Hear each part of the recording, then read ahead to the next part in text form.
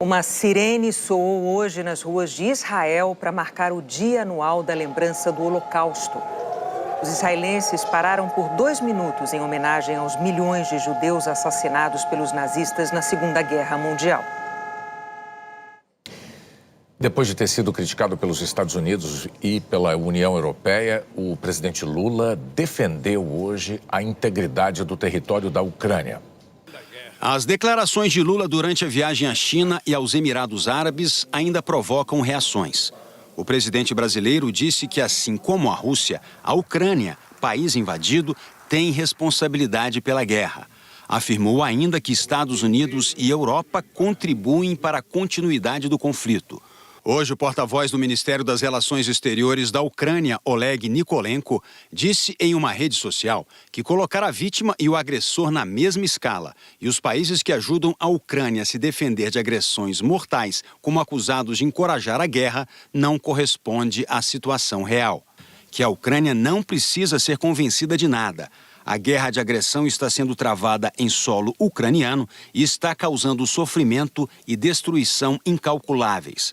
Ele confirmou o convite ao presidente Lula para visitar a Ucrânia a fim de compreender as reais razões e a essência da agressão russa e suas consequências para a segurança global. Já o porta-voz do Kremlin, Dmitry Peskov, afirmou que qualquer proposta que leve em consideração os interesses da Rússia merece atenção, que ainda é cedo para fazer uma avaliação pública sobre a proposta de Lula de formar um grupo de países para discutir a paz.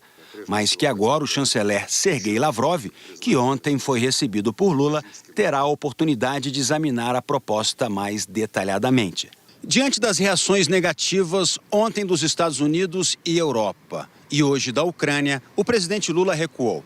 Durante um almoço aqui no Palácio do Itamaraty, o presidente condenou a violação do território ucraniano. Lula falou ao lado do presidente da Romênia, Klaus Werner.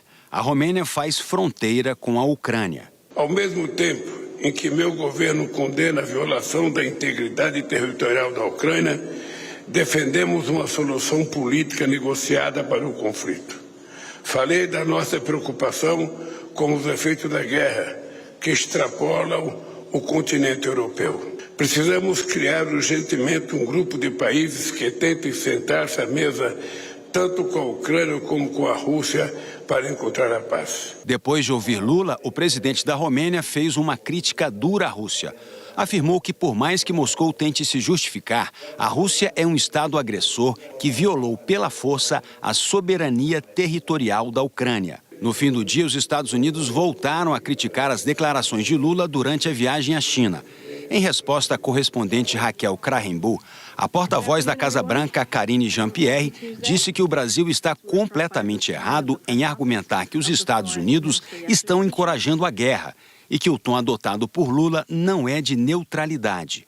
Ela afirmou que os Estados Unidos e a Europa vinham alertando Vladimir Putin para evitar a guerra desde 2021 e que está muito evidente que os Estados Unidos querem o fim do conflito.